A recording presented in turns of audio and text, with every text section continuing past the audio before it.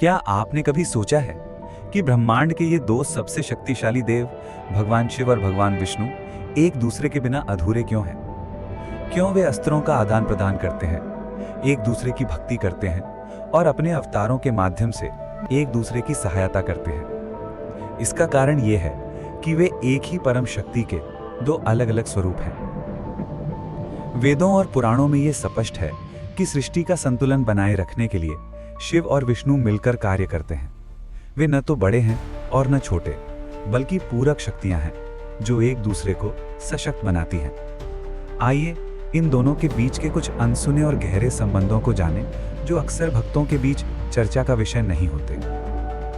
शिव द्वारा विष्णु को दिए गए दुर्लभ वरदान और अस्त्र। शिव जो संहार के देवता माने जाते हैं, वास्तव में विष्णु की पालक शक्ति को और भी सशक्त बनाते हैं। विष्णु की पालक शक्ति का रहस्य।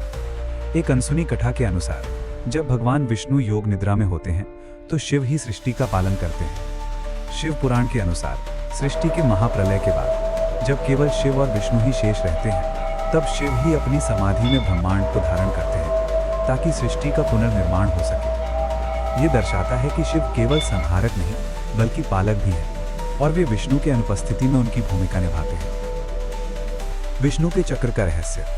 एक प्राचीन कथा के अनुसार भगवान विष्णु ने अपने सुदर्शन चक्र को और अधिक शक्तिशाली बनाने के लिए शिव के आशीर्वाद से एक विशेष यज्ञ किया था। विष्णु की गहन भक्ति से प्रसन्न होकर शिव ने उन्हें अपने तेज का एक अंश दिया, जिससे चक्र अजेय बन गया। ये कहानी दर्शाती है कि विष्णु की संहारक शक्ति, जो कि चक्र के रूप में है, का एक बड़ा हिस्सा शिव की कृपा पर निर्भर करता है। विष्णु द्वारा शिव को दिए गए वरदान और अस्त्र। इसी तरह विष्णु ने भी शिव को ऐसे अस्त्र और ज्ञान दिए जो उनकी संहारक शक्ति को नियंत्रित करते हैं और धर्म की स्थापना में मदद करते हैं। शिव का त्रिशूल। ब्रह्म वैवर्त पुराण के अनुसार ये विष्णु ही थे जिन्होंने शिव को उनका सबसे शक्तिशाली अस्त्र त्रिशूल प्रदान किया था। यह दर्शाता है कि शिव की संहारक शक्ति का स्रोत भी विष्णु ही है, और जब शिव दानवों का वध करते हैं तो यह वास्तव में धर्म की रक्षा के लिए विष्णु की इच्छा का ही पालन होता है। रुद्राक्ष का रहस्य।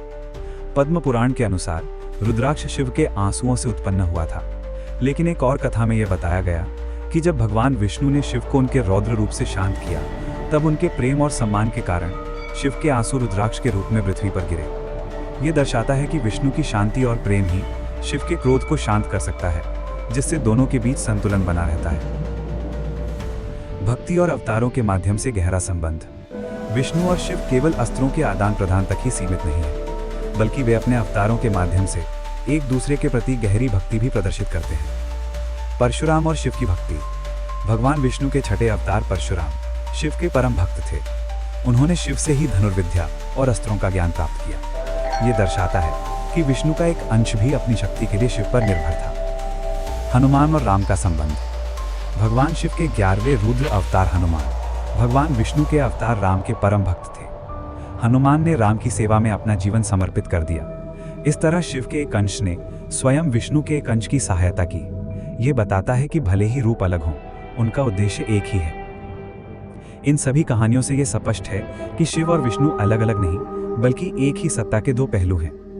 एक ही शक्ति जब सृष्टि का पालन करती है तो वह विष्णु कहलाती है, और जब संहार करके उसे शुद्ध करती है तो वह शिव कहलाती है। वे एक दूसरे का सम्मान करते हैं, एक दूसरे की पूजा करते हैं और इस तरह सृष्टि के चक्र को बिना किसी बाधा के चलाते रहते हैं। सनातन धर्म की ऐसी ही रोचक जानकारी के लिए हमारे चैनल को लाइक, शेयर और सब्सक्राइब करें।